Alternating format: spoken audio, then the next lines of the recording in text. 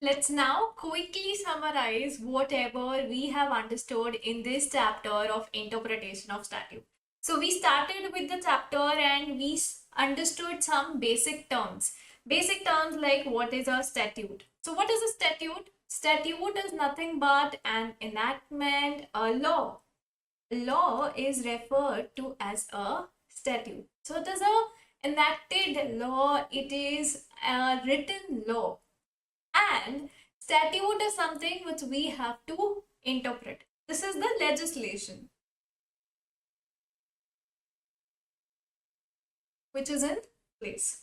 Now, the next term which we understood was document. What is a document? It is an instrument in writing. It is an instrument in writing which records matter. It is an instrument in writing, the purpose of which is recording of matters.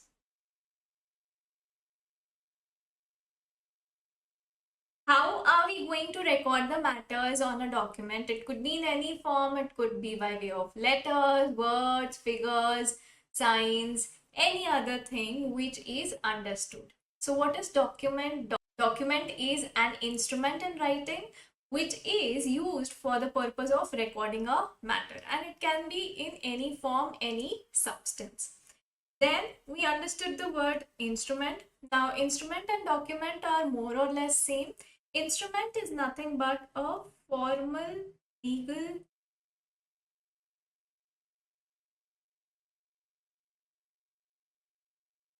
instrument is what? It is a formal legal document. It is not necessary that all documents are legal documents, but when we talk about an instrument, instrument is definitely a legal document which is being used. And then comes in deed. So deed is again an instrument in writing, containing different details, terms and conditions of any agreement. So deed in simple terms is nothing but an agreement.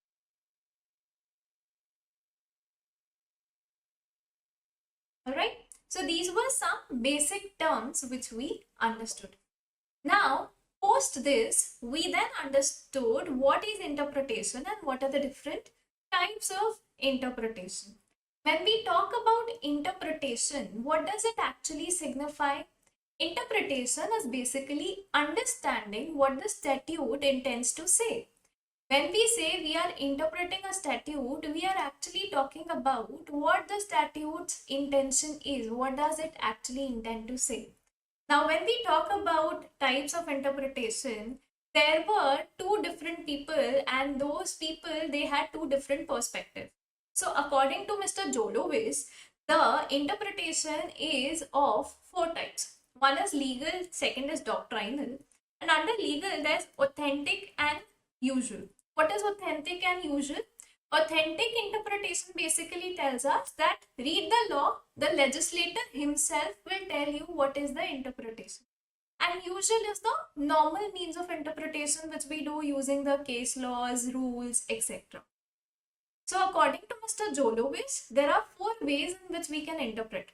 One is authentic by reading the law itself. Second is usual, that is by understanding how the interpretation has happened in different situations. And the second way of interpretation is doctrinal. Under doctrinal, there are two more ways. One is grammatical, the other is logical. Now, what is grammatical interpretation? Grammatical interpretation basically tells us that read the law as it is and do a normal interpretation. Bring out a sensible meaning out of whatever has been written. So in grammatical interpretation, we are doing literal interpretation. We are reading the law as it is and understanding what it says. Whereas in logical interpretation, what are we doing? We are not only giving a plain reading to the text, but rather we are assigning a sensible meaning to it. So when we talk about grammatical interpretation, what are we doing? We are doing literal interpretation there. And when we are talking about logical interpretation, we are trying to derive a sensible meaning out of it. So interpretation, according to Mr. Jolowitz, can be divided like this. However, there's another person, Mr. Fitzgerald, who said that interpretation is only of two types. One is your grammatical, the other is your functional. So logical or functional, grammatical or logical, they mean the same. He says that there are only two ways of interpretation. One is you read the plain text, derive the literal meaning out of it. Second is apply your brain, apply some logic to it, and then derive the meaning. So that was according to whom? That was according to Mr. Fitzgerald, that there are only two ways of interpretation. One is your grammatical and the other is your logical. One, you derive a literal meaning out of it. Second, you derive a sensible meaning. See, there's a very big difference when we say literal meaning and sensible meaning. Literal meaning can sometimes be vague and ambiguous, but when we give a sensible meaning to it, we actually understand what the law intends to say. So, according to Mr. Fitzgerald, there are only two ways of interpretation, and according to Jolowitz, there were four ways of interpretation. Now, after understanding all of this, the most important question which comes up is, why is interpretation important? Why is interpretation necessary? So in very simple terms, what happens is sometimes when we read any enactment, when we read any statute, we are not able to derive some sensible meaning after giving a plain reading to the text of the law which is there. So in such a situation, in order to actually understand what the law wants to do, in order to actually understand the intention of the law, we will have to do interpretation. So there's this Latin maxim which is absoluta sententia expositur non indigit, which means that clear words need no explanation. So why is it important that we do interpretation? See, interpretation will help us in understanding how the law was made and what was the intention of the law and what is the legislature actually intending to do. That is the main purpose of interpretation. So interpretation is very important. However, how do we interpret is another question. Why interpretation is one question, but how do we interpret is another question which comes up. So for that, we have different rules of interpretation. So there are different rules of interpretation. The rules of interpretation are divided into two categories, primary rules and secondary rules. So let's first start with the primary rules of interpretation. Under the primary rules of interpretation, the first rule which we understood was the rule of literal construction. Under literal construction, what happens? We find out or we derive the literal meaning of the terms which are used in the act. So this is understanding the act or interpreting the act as it is. We do not give any logic to it. We do not apply anything to it in literal construction. What are we doing? We are doing a plain reading of the text of the act and interpreting it as it is. Whatever has been given, interpret it in the same manner. No logic applied, no questions asked, just interpret it as it is. So under the rule of literal construction, what are we doing? We are giving a plain reading to the text and assigning it the meaning which we derive upon plain reading of the text of the law. So we are doing what? Grammatical interpretation here. Under the rule of literal construction, see, if the plain reading of the text is giving you a sensible meaning, then what is the point in applying more sense or more logic to it? See, if plain reading can give you a good meaning, you are able to derive the absolute meaning after giving a plain reading to the text of the law, then there's no need of applying any logic. So the first and foremost way of interpretation is do the literal interpretation. Literally understand what the statute wants to say. Interpret the law as it is, word to word. Whatever has been written, interpret it in that manner only. So that is the first rule of interpretation, and this is the rule of interpretation which is applied at the very first time when we are interpreting any statute, which is the rule of literal construction. Moving ahead, the next rule of interpretation is the rule of reasonable construction. Now what happens is, sometimes when we read the sentence as it is, it gives an ambiguous meaning, unreasonable, a very absurd meaning. Then in that situation, what will we do? We will apply our brain, we'll apply logic, and we will derive a sensible meaning out of it. So in rule of reasonable construction, what is happening? Therein, we are applying some logic and we are deriving a sensible meaning out of whatever has been stated in the law. So when are we applying the rule of reasonable construction? When the rule of literal construction fails. See, if the literal interpretation is giving us an ambiguous or absurd meaning, that is the situation wherein we will apply the rule of reasonable construction and give a sensible meaning to the statute, to the sentence which is written. So first rule, rule of literal construction. As it is, whatever has been given, interpreted as it is. Second is the rule of reasonable construction. What are we doing here? If literal interpretation is giving us an unreasonable meaning, is giving us an absurd meaning or an ambiguous meaning, in that situation we will apply some logic and derive a sensible meaning for the terms which are used in the statute. So in reasonable construction, what are we doing? We are applying logic and deriving a sensible meaning for the statute. The third rule of interpretation is the rule of harmonious construction. Now, what does the rule of harmonious construction says? It says that if there are two provisions wherein there is any conflict. So in a situation, if there is any conflict between two provisions, then what are we going to do? We will have to make sure that we give due regard to both the provisions. We will have to make sure that we are not completely ignoring one and applying only. So no ignoring of one provision.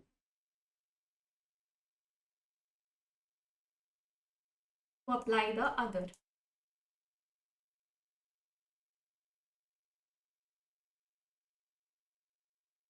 So in a situation wherein there is any conflict between two provisions, then we'll have to make sure that we maintain the harmony between two provisions. So in such a situation, we are not going to completely ignore one provision and apply the other one. No, that is not what we are going to do.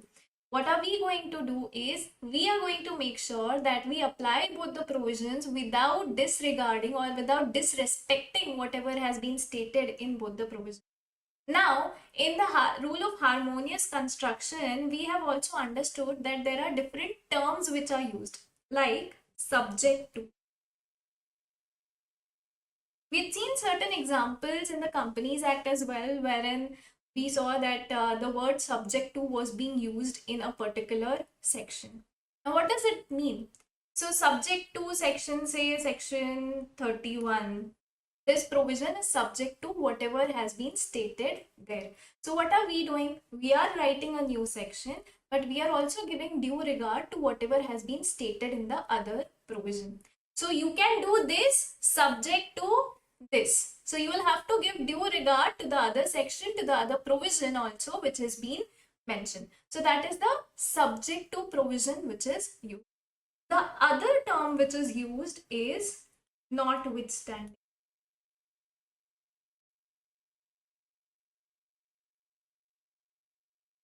Now, the term notwithstanding generally gives an inference that it is a non-obstain clause.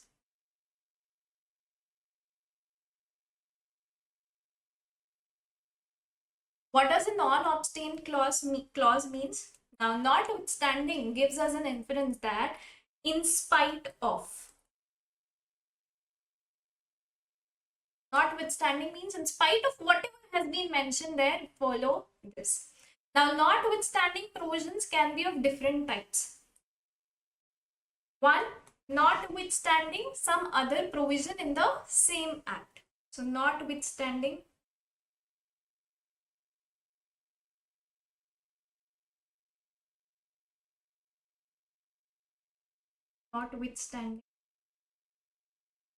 section, whatever has been stated in some section XYZ. So in such a situation, what are we doing?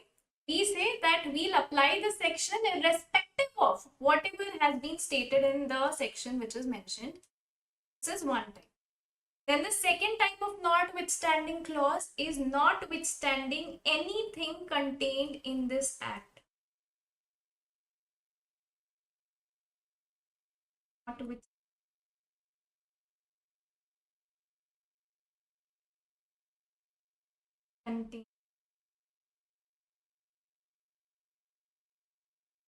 So this type of notwithstanding clause is overriding the entire act. Notwithstanding provision has an effect of overriding. It has an overriding effect. So it can be notwithstanding some particular sections, it can be notwithstanding something contained in the act, in this act, that is the act which we are talking about, or wherever, whichever act this provision is included, or it can be notwithstanding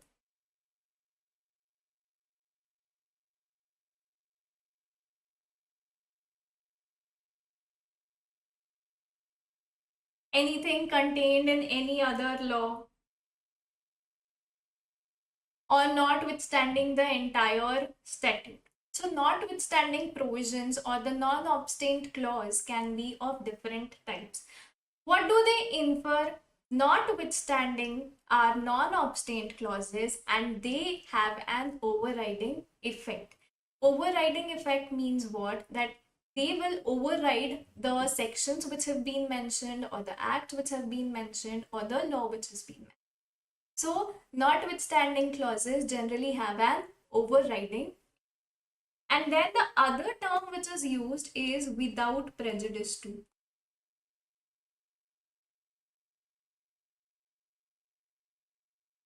So again, this term without prejudice to, which is used, it gives an inference that without harming whatever has been stated in so and so sections, without going contrary or contradicting whatever has been stated there, follow so and so. So that is the rule of harmonious construction, which tells us that there are different clauses which are used, and if say two provisions are conflicting, then we'll have to apply both of them, giving due regard and due respect to both the.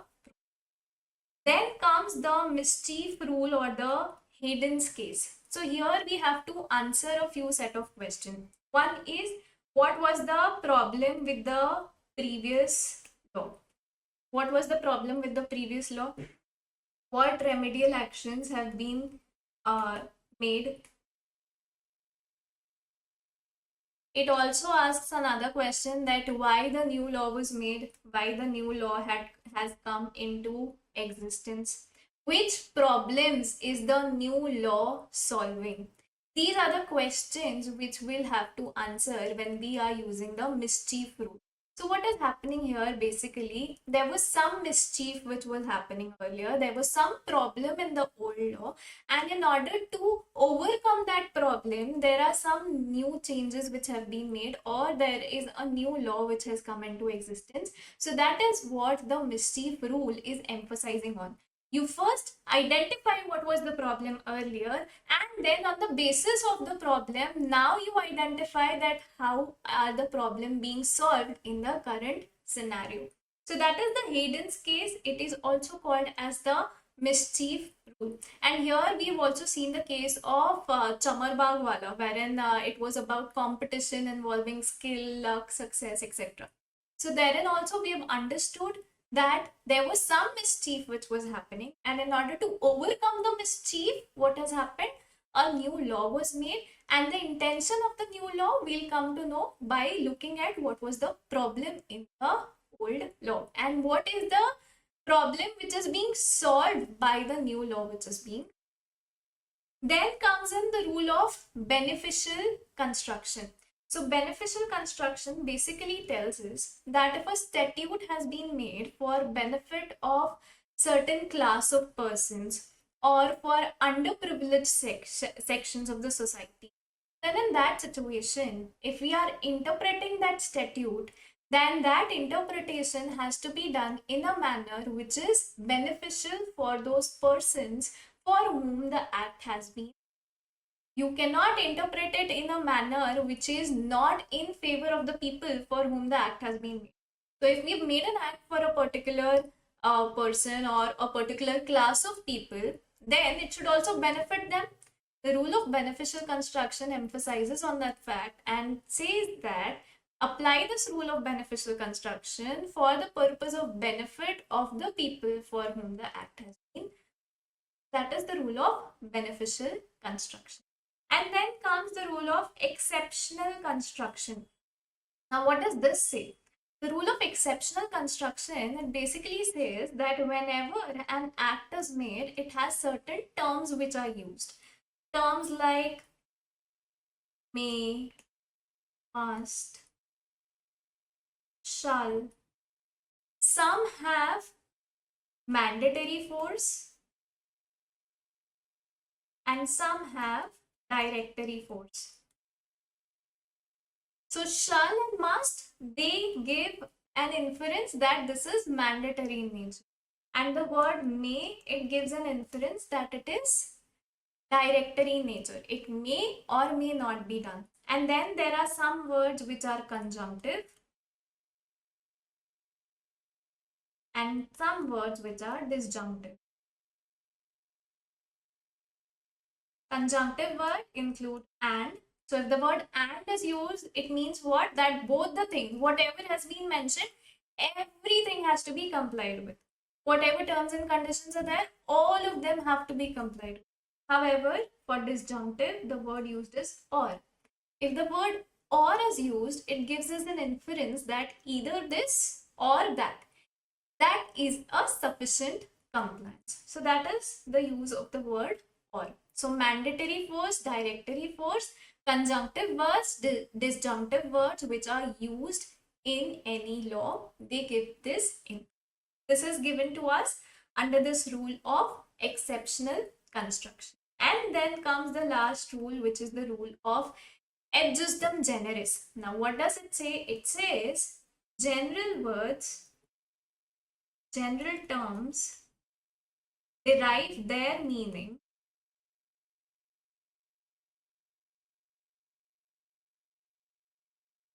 from specific terms which are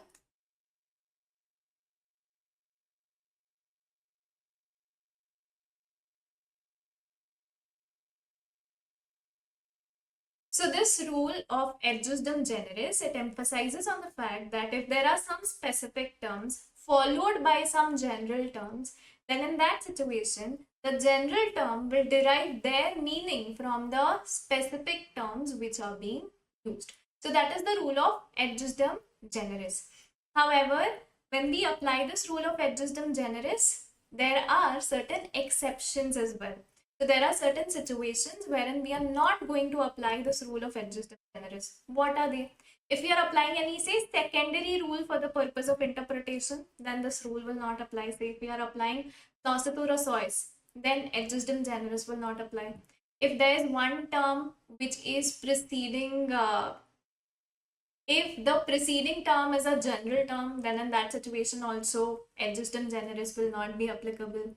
If there's one term which is used which is exhausting the entire genus, then in that situation, exhausting the entire category, in that situation also the rule of adjustum generis cannot be applied. So this rule of adjustum generis tells us what? That general terms will derive their meaning from the specific terms. And here its applicability will come into picture when the specific terms are followed by the general terms. Now moving ahead to the secondary rules of interpretation, which is the first one is nocitura sois. Now nocitura sois is very similar to the rule of adjustum generis.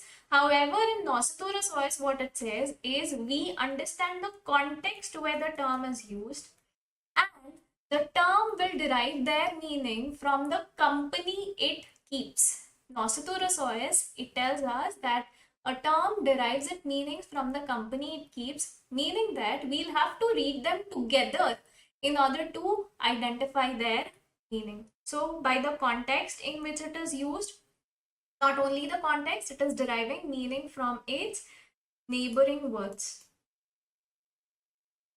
neighboring terms.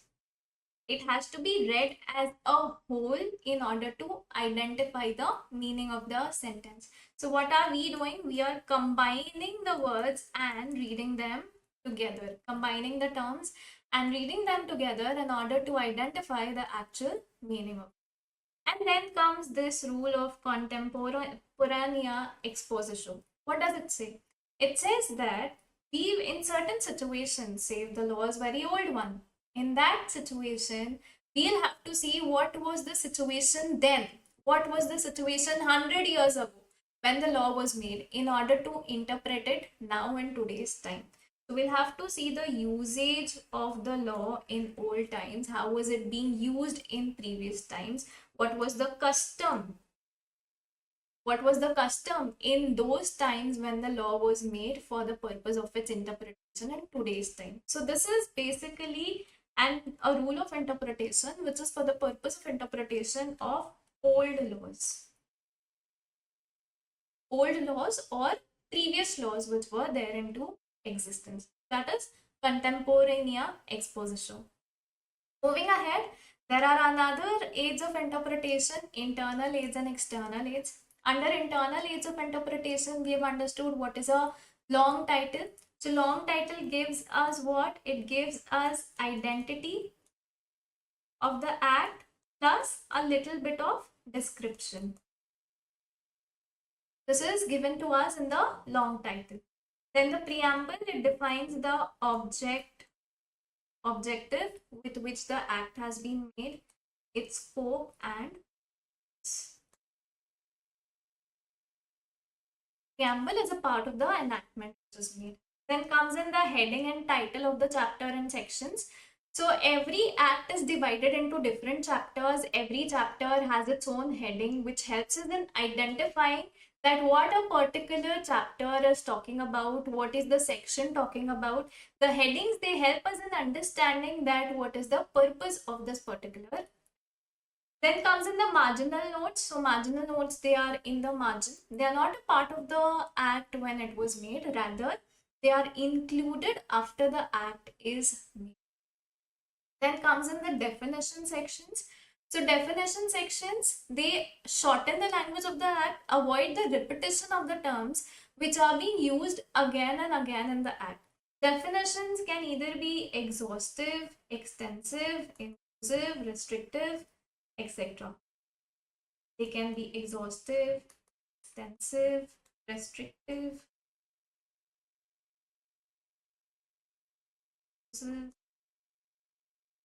there can also be ambiguous definitions. Ambiguous definitions mean what? Wherein the definition is not giving a clear meaning. Then what will we do?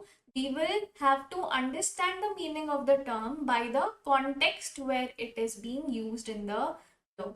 So definition section, they help us in understanding the meaning of different terms which are used.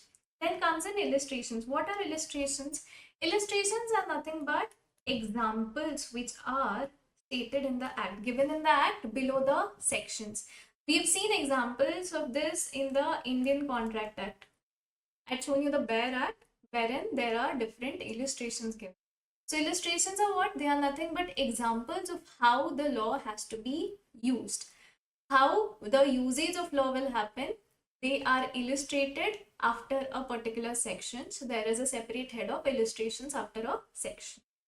Then comes in proviso. So proviso is doing what? Proviso is either creating an exception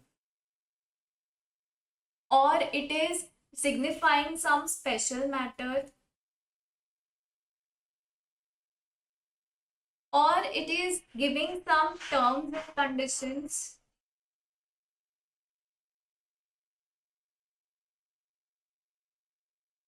So all of this is given in the proviso. And we've also seen that there are some provisions, exceptions, which play a role along with the proviso which is there. Then comes in explanations. What are explanations? Explanations are some details given below the sections. So below the sections, there are explanations which are given, which give us some detailed information about the section.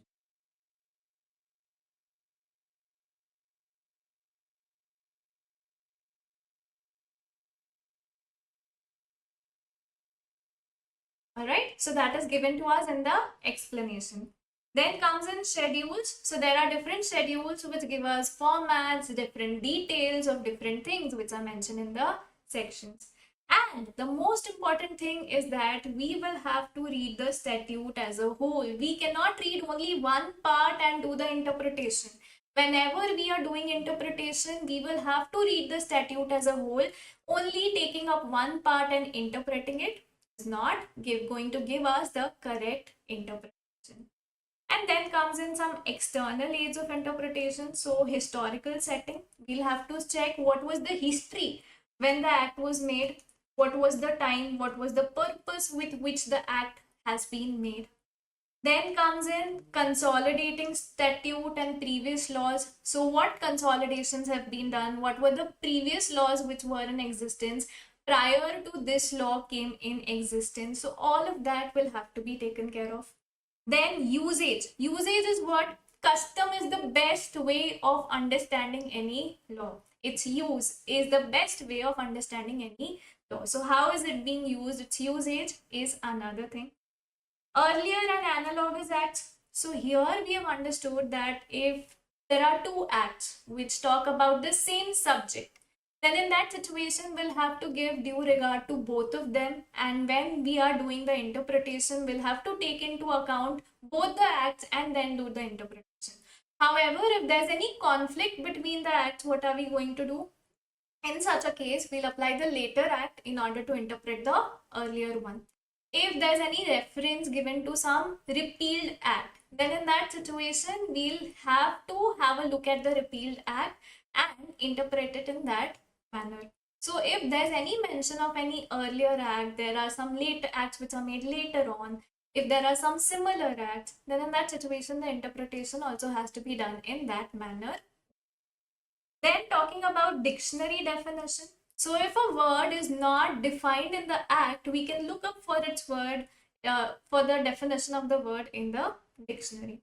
Then comes in foreign decisions. Foreign decisions are judicial decisions which are made outside India.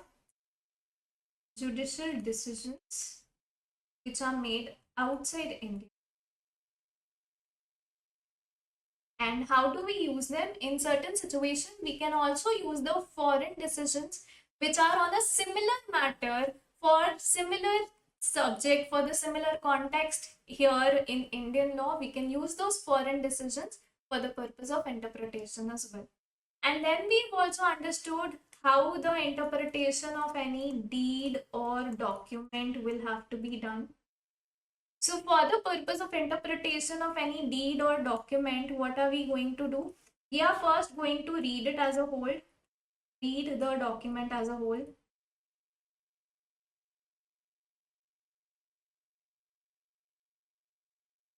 Read it as a whole. Second thing which we are going to do for the purpose of interpretation of any deed or document is that we'll understand the intention of the parties behind making the deed or document. Intention of the parties shall be understood. And not only this, we will also understand that what is the purpose behind making the deed and the document. And that is how we are going to interpret any deed or document this made. So with this, we have now quickly summarized the entire interpretation of statute for all of you all. I hope all of this is very clear.